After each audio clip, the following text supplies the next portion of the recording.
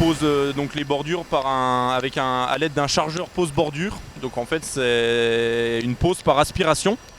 Donc ça évite de porter les bordures à la main.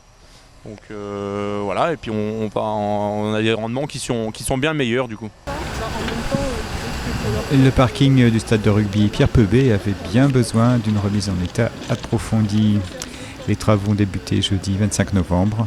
Les équipes de la société Colas sont en action pour créer un îlot central qui sera végétalisé, puis poser un bel enrobé sur le sol de ce parking.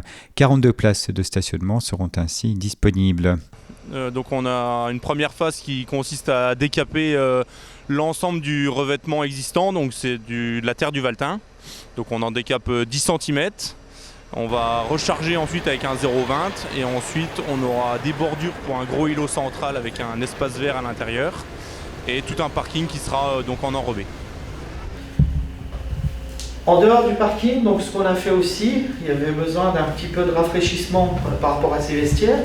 Des travaux ont également été menés dans les vestiaires du stade de rugby, des vestiaires temporaires posés là pour remplacer ceux détruits par un incendie.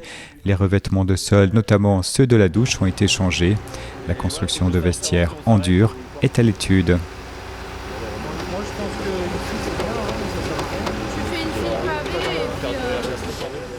On recrute énormément, oui. D'ailleurs, maçon en priorité. C'est difficile à retrouver de la main-d'œuvre. On est jeunes en alternance.